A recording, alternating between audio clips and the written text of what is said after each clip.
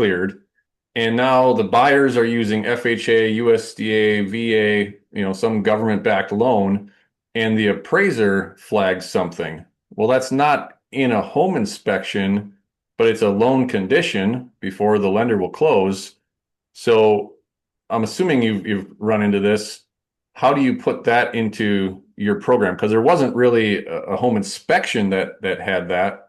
And again, Yeah. this one does piss me off too, because you've turned appraisers into home Yeah. inspectors, which they're not licensed to do. But I guess hit me with Yeah. your thoughts on that.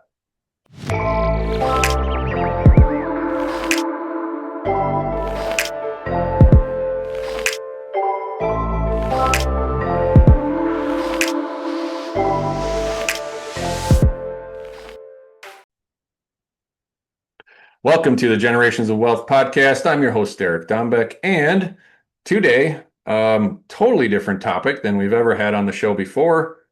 Awesome conversation. Actually looked at the length of it, and I was surprised it went as long as it did, just because initially I didn't think it would. But before we bring on Jeremy Henley, one of the things that I've been working on here the last few weeks is figuring out 2026, what that's going to look like, and really focusing on expanding my network. So we at Generations of Wealth are part of your network and want to be part of your network. So anything that we can do to help you in regards to anything in real estate, but my passions are using private money, raising private money, doing creative deal structures, that type of stuff. If you've got something that I can help you with, let me know. Drop me a line. thegenerationsofwealth.com, derekdombeck.com, all the different socials, you know how to find me. So that being said, let's bring on our guest. And all the way from sunny California, which is much different than where I am, Mr. Jeremy Henley, thank you so much for being on the Generations of Wealth show. Yeah. Thanks for having me. Good to see you again. So I would love for you just to start out, tell everybody about who you are, where you're from, and this conversation is going to be great because you have a completely different spin on the real estate process that I think is really awesome. But before we do any of that, kick us off with who you are. Yeah. I actually am from a farm boy from Eastern Washington. I grew up on a little farm out there in the southeast corner of Washington State, wheat farm. Grew up chasing cows and cutting wheat, and went off to school, got into marketing. From there, I kind of never really went back. I moved to the Bay Area for the .com days and then the .com bust days. Got out of that area for a little while, and I've been down here in San Diego since 2009. So mostly in software sales throughout my career, and real estate investing on the side. So bought a place pretty young, fixed it up, got hooked on that.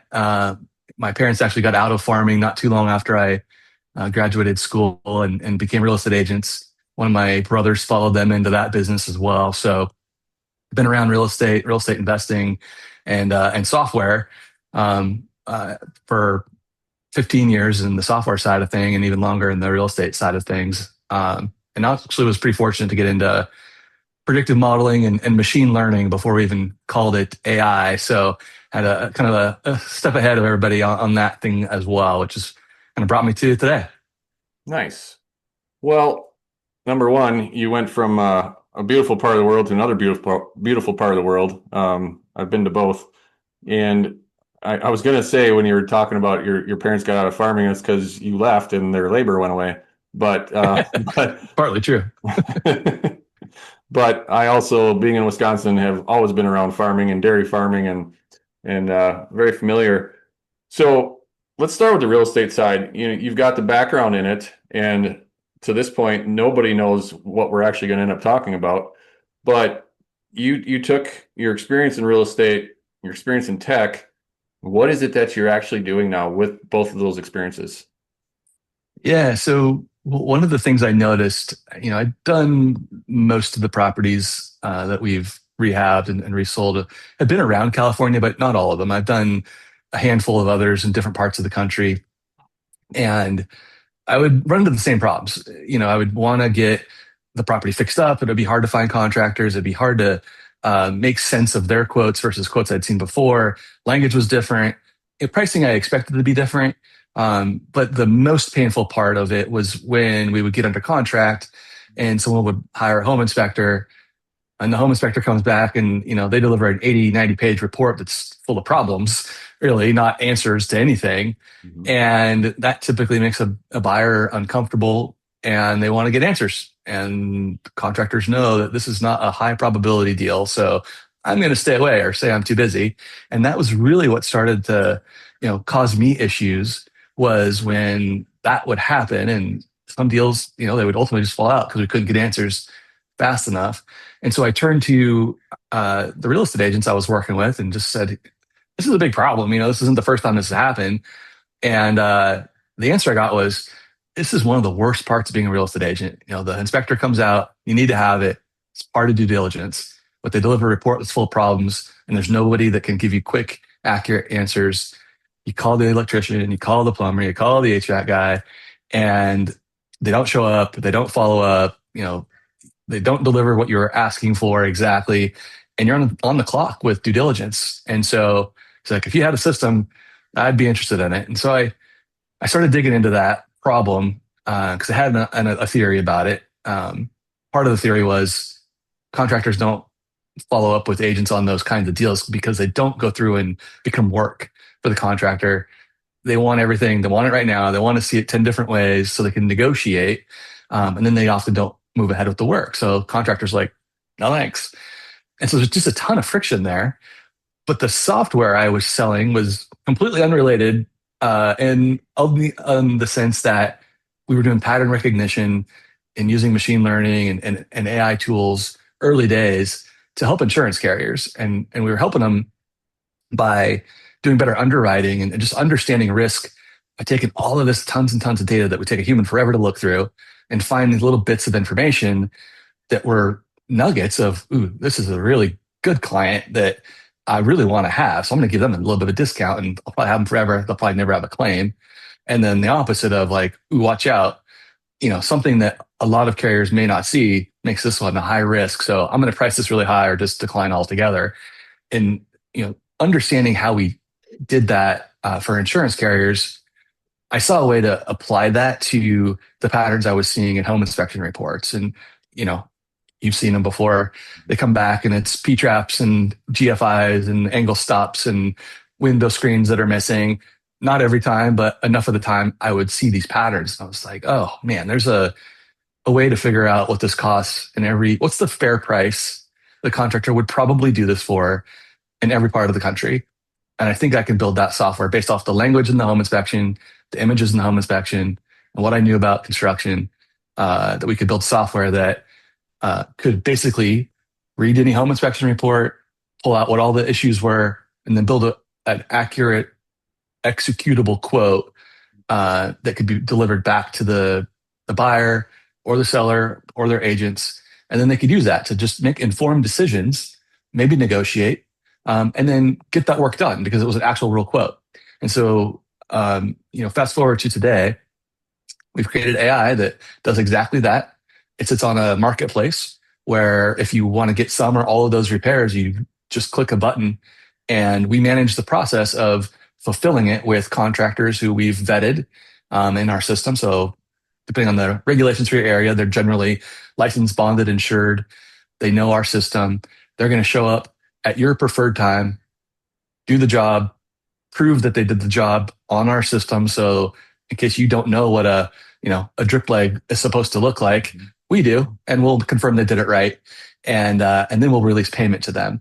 And so it just simplifies the purchase process, but then also the getting the repairs done process when you move into a home, and then after you own that home as well. We're still there to continue fixing things that are either part of the home inspection or new things come up, and we're able to figure that out as well. And so the quick fix is what we call the company. And we mainly call it that because we are really quick about how we get back to you and give you answers to these hard questions typically during a residential real estate transaction. So we could spend the entire show probably just complaining about the home inspectors that screwed deals up for us over the years, but we won't. And that's really the sad part is the home inspector. The one thing I will say is most of them were Yeah, it's my show. I'll say what I want. Most of them were out of work construction workers that paid the state a fee to become licensed, and now they get to go and screw up deals based off of most of the time opinion, not code. And yes, there's some code to it too, but I've literally had deals fall apart because this guy writes in there the furnace is nearing the end of its useful life, the water heater is Yep. nearing the end of its useful life, according to who, right?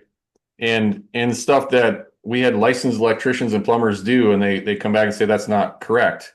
Well, here's the code. Yes, it is correct, but Right. that raises doubts in the buyer's mind, and they just spent $300 to $500 on average to pay this professional for their opinion, and we're just the seller. So especially as house flippers, we're ruthless evildoers because we make money, right? Yep. So what I love about this conversation is maybe the product isn't geared towards us, that we're used to rehabbing, we're used to doing this, we have our contractors in place, but we can use this as a tool to either pre-inspect the home and then have the software analyze that, would be Yep. one thought I had. And the other is to work with our agents. Like I pay agents to sell my houses all the time. And then I'm the one sitting there waiting for those same stupid answers Yeah. from the agents. So yeah, I guess comment on some of my Yeah. my thoughts. Yeah. Yeah. Absolutely. The way we see it is, the inspector doesn't technically kill the deal. What they bring is they bring uncertainty to it all of a sudden, right? Mhm. And that uncertainty is what makes the buyer uncomfortable and spins the agent into a tizzy trying to find other people to give them a firm price that hopefully puts their client at ease and they get to move forward and get their commission. And so what we do is we provide certainty in that situation. And, some of your examples are spot on. Um, if you have the inspector flag something that's past life expectancy, but operating normally, our task on something like that is going to be, well, then we should service it and make sure we keep getting more life out of this thing. Not here's a big number to replace that furnace, AC, water heater, whatever it might be, that might spook a buyer. Because in reality, that's what you're going to do. You're going to try to milk it and get a little bit more out of it. Maybe it's a good reason to get a home warranty too, Mhm. right? And so both are much lower cost systems that are going to help get more life out of that system. And that's how we look at, that kind of thing. One of the, it wasn't just the one deal that fell out of contract that, spurred me into this. It was kind of a combination of things. And one of the uh, things I recognized really early on in my flipping career was getting the property inspected. We had a pretty rough condo. It was one of the first ones that we did. That was our not one I lived in. It was true investment. Let's move fast and get this thing back on the market. Total hoarder house. Someone had tried to do some rehab on it and failed or got halfway through it and stopped, kind of stuff. And I'm sure you've seen those ones before too. And so we got it inspected, and I realized that became like a roadmap for me to fix all of these things while other people were doing the floors and the painting and the new cabinets and that kind of stuff. And then we disclosed it when we sold the property a couple months later and said, here's all the things that we found when we did the inspection. Here's proof or receipts or pictures, or walk over and look at it. It's done. It's been improved. It's been repaired. And it looks really nice now too. And that was huge in terms of building confidence for that buyer. This particular buyer was a young female school teacher, and someone that traditionally might not know a whole lot about construction and be intimidated by that side of things. And we totally kind of flipped it around to where it was a positive of having it inspected because we fixed things, and we had good evidence to show kind of our proof, our receipts and our images and that kind of stuff of what was done. Especially things that are like hard to see, like in the attic or in the crawl space, things like that that get flagged, and they've got pictures of it being repaired. People that aren't necessarily going to crawl in the crawl space to verify or go in the attic to see or know what they're looking at when they get there anyway. So, that's kind of how, absolutely there are inspectors that can do a great job, and there's other ones who, are less than great, but uh, ultimately what they create is uncertainty because they don't have answers to what they flag, regardless of what it is that they're flagging. Well, and the other challenge, which just has nothing to do with the inspector, but this has everything to do with how buyers come into a situation, they use the inspection as a negotiations tool instead of what it's designed to be, which is to look for safety hazards and things that are actually problems. Yeah. So by you having this in place, you take that away, meaning the conversation right in the beginning when you agree to a price, this price is not changing post inspection. I mean, Yeah. almost. Yeah. And the other thing we get the opportunity to demonstrate our software to agents, but also coach them on negotiating around repairs. And the way we look at that is, if you're walking into a home and it's clear as day that the carpet is, all messed up, it needs to be restretched or it's stained and needs to be replaced entirely, like it's not that hard to go down to Home Depot and say, hey, I've got, 1,500 square feet. I need to get recarpeted. What's that going to cost me? That's a pretty easy thing to figure out and just take that into your offer price, right? That's something that's fairly reasonable and easy to do. So when you're looking at the home inspection, the safety items, like you said, things that, you might not understand or know about as a normal consumer, or things you couldn't see. Like you probably didn't climb on the roof or go in the crawl space when you were looking at that house. So if there's things that are wrong up there, maybe let's ask for something around that. But to ask for everything that's wrong to be corrected is like unreasonable. And, it's just not how you put deals together and build trust between both parties who are trying to, put a deal together. Yeah, and the problem that I'm going to try not to go off on tangents here with you, but the problem with a lot of agents is they got into being an agent and they have a very, very low threshold of education in real estate. And so they don't know what they don't know. Anybody that's just starting out doesn't. But they don't get that support or that knowledge from their broker on how to deal with what you just described. Yeah. So oftentimes it's just a big guess, right? They're just advising their client, well, it looks like the roof is junk, so let's go after him for it, or let's take $30,000 off the price, or whatever the example is. Yeah. So I love the fact that you are working with agents and also helping educate them because at least where I live, most agents they cringe at having to do their required continuing education. They don't take any additional time to go and learn anything else. And if you are an agent listening to this, you're not who I'm talking about because you're actually listening to this. Right. Well, and there's a lot of agents who, they came on during kind of the COVID years where there was a boom in real estate. But if you also remember back then, nobody got homes inspected. I mean, they did, but it wasn't like contingent on the inspection if they got it, Right. or they waived it, and now some of those homes at least are coming back on the market and they may not have been inspected for 10, 15 years at this point and had multiple owners. And so it is an area you should probably double down on your knowledge of at this point. Um, there's also been some studies recently put together by a couple different groups that are, um, one of there's a fairly high rate of buyer's remorse, and the highest reason is tied to unexpected maintenance and repair costs when they bought the home. So, if you want to get referrals as an agent, you don't want 80+% of your clients having buyer's remorse after they bought something from you, right? So, we have started to see agents start to pay attention to that as well. And, how do I prevent that from happening? And, now it's kind of falling towards, again, towards the home inspectors and, being um, fair and reporting what they see.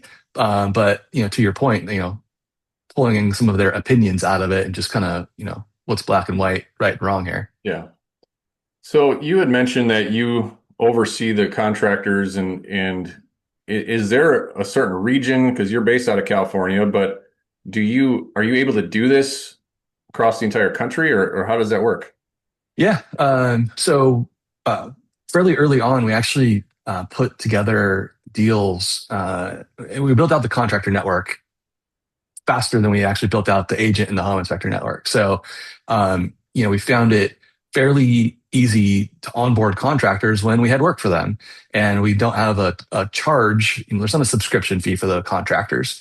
Some of these other lead source kind of organizations, Angie List, those kind of folks charge, for a lead, but it doesn't really help either party because the contractor pays for lead and it's still competitive and they still have to go sell it and they still got to negotiate and they still got to schedule and they still got to answer all the questions and if they even win it, right? And so, our offering is more like being a Uber driver. And it's just like, here's a ride. You're going to take these people to the airport for $52. Do you want that?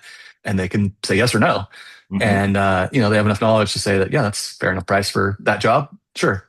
And, do the drive, get paid. And so, with us, it's here's work, accept it, do the work, get paid, assuming everything checks out. And so it's been fairly easy for us to onboard quality contractors who want to fill in gaps in their schedules where, maybe they have staff that are, on payroll. And, one of the harder parts of being a general contractor is staying busy enough and trying to keep growing, but, not having days where you don't have anything to do either.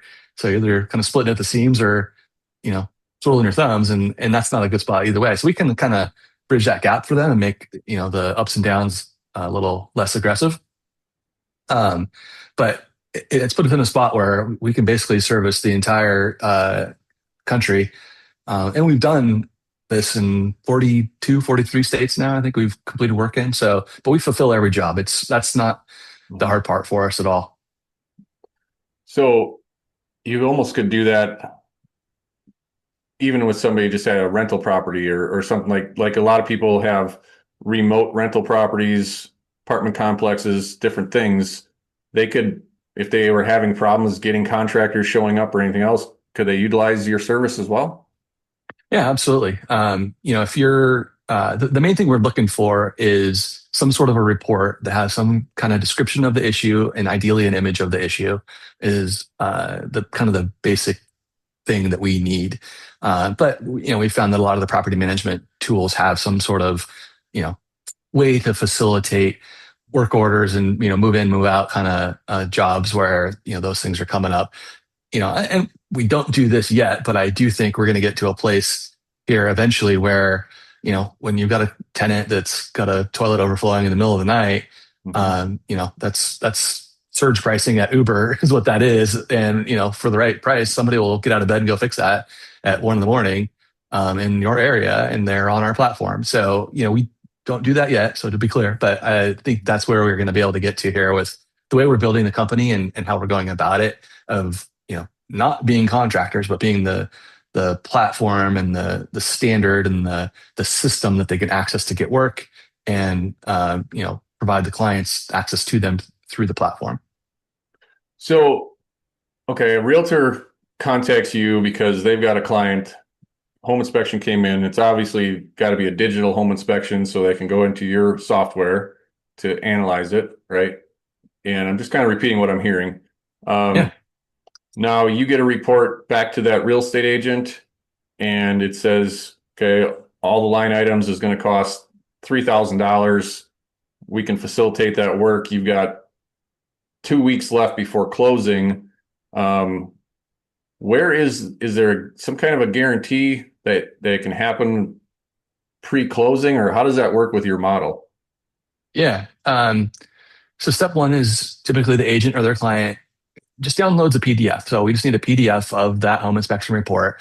They'll come to our site, address the property, who they are, upload that PDF of the general home inspection and other inspections that they have, a sewer scope or some other specialty type inspection.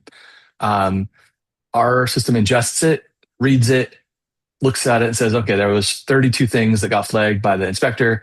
Here's a quote for 32 different things, every plumbing, electrical, HVAC, whatever it is, all the way down the list, all itemized, all tied back to that, page or that reference number in that home inspection. And, very specific, replace one GFCI, replace 3 angle stops, that kind of specificity in the quote. And then they can log in and it's like a shopping cart then. So that's where our training comes in to not ask for everything, but ask for things that you didn't know about, you weren't part of your offer, that, safety item you couldn't have understood. Go in, fill up the shopping cart with all those things. So now that list of 32 comes down to 16 and it's just the things you care about. You're able to now print out a PDF that's kind of a subset of everything and has a firm quote for those things. They attach that to their repair request or credit form, whatever that is in that particular area. bring it to the other side. Maybe they get a deal, maybe they don't. But if they decide to move forward, we have contractors available. Most of these things can be done in a couple of days, is what typically the type of work is. And so if the seller agrees to it, they can approve that work. They can actually send that invoice to the escrow firm and pay out of the proceeds at closing. So it's very simple and easy for them to do that. If it's on the buyer and they're maybe getting credit or maybe not, but they want these things fixed once they move in, then it happens after they take ownership. Maybe before they moved in or just right after they moved in. That's when they come back to our platform, put the things in the shopping cart that they want, and hit the move forward button. They pick the day they want the job to start on. Pick a couple days, but we're not asking contractors when they're available. We're finding contractors that are available on your preferred time. And then they get out there and knock out the work. So it kind of is market dependent on who's got the leverage and who's paying for these kinds of things. But we see it in different parts of the country. We see it different markets have different kind of traditions. And but for the last couple of years, it's been mostly sellers had a lot of the upper hand, and even as it's kind of gone neutral, it's still the buyer that's typically our client, and they're doing things after they take ownership of the home. How are you protected as far as you mentioned money sits in escrow and stuff with title companies? Are you guys you paying the contractors so it's flowing through your platform and then the contractors get paid out by you? But what happens if for some reason you get stiffed? It doesn't happen very often, thankfully. So there's a couple of different things. So when it's paid out of the proceeds of the sale, depending on the value of the work being done, we have partners that will finance that for the client.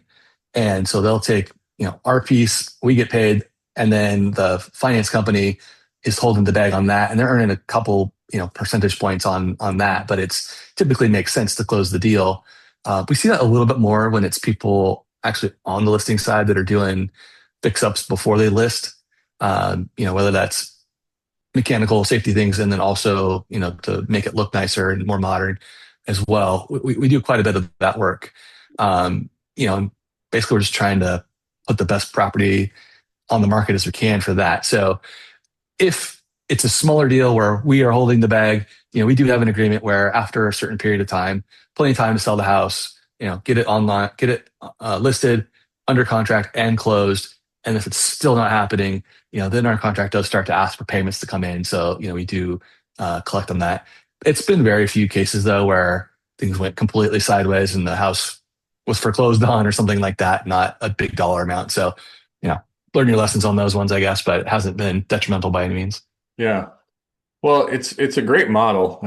We were talking prior to recording, this is something that you saw a problem with, and everybody in our business of real estate has had, if you've been doing this any period of time, has had an inspection that either it killed your deal or it made it very challenging or uncomfortable. It's just part of the business.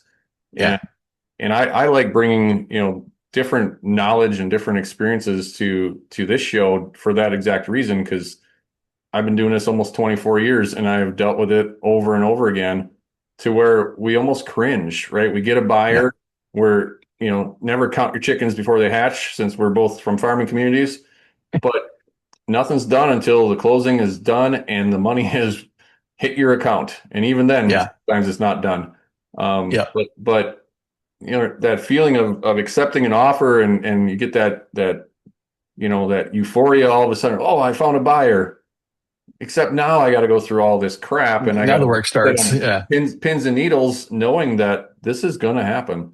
So and it's that's the mission of the company is, to set the standard so that it's not just a gray area, because so much of this stuff is in a gray area, but it doesn't have to be, right? I mean, there's only, I think, one real acceptable way to install a garbage disposal, let's say, just as an example, right? Like there's a right way to do it.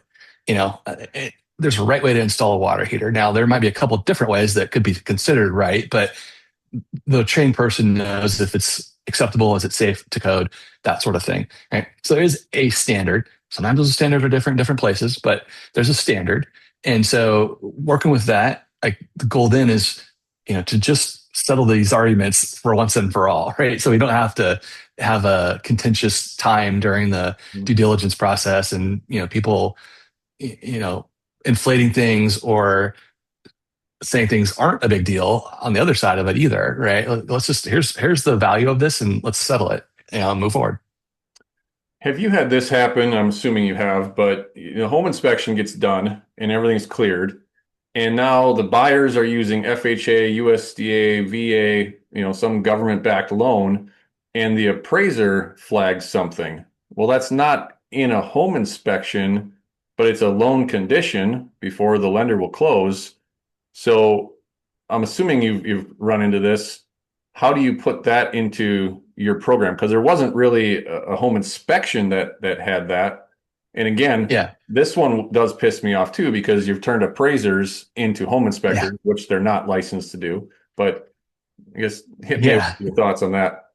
Well, I would love to have a new standard for how appraisers report what they see because they're not even close to a home inspection report. Not even like some of the worst home inspections are better than what we generally see from an appraiser. And it's just, the images aren't even clear hardly on a lot of this stuff. So when they say, the back porch, the deck needs to be, corrected, otherwise, this loan can't close, and there's just a blurry picture from 50 feet away, it's like, okay, how do we figure out what to price that out as? And we have some tools and things that we do. Sometimes we do have the home inspection, and sometimes we have listing pictures. So there's other ways we can pull the data that we need to get an accurate quote for something like that.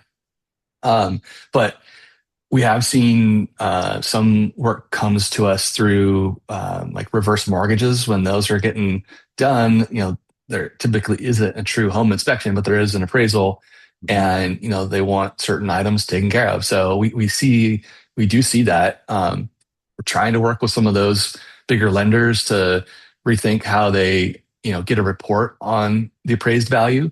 We've got some other software partnerships with some companies that are in the inspection and appraisal business from a software perspective that we're trying to help them put some deals together too, because it'll ultimately funnel down and help us with it as well. So that's how we're looking at that. It's tricky. The good news is, and one of the reasons why this works for us now is the technology is moving so fast. So not even just AI technology, but just the ability to use, you've probably seen these kinds of tools before, but to use your phone, walk around a house for 5 minutes, and all of a sudden there's a blueprint of it, right? And images of it and things like that. So, putting that technology in the agent's hands or the lender's hands or the homeowner's hands allows us to fill in some of the bits and pieces that we might not have, and put together something that is we're confident in.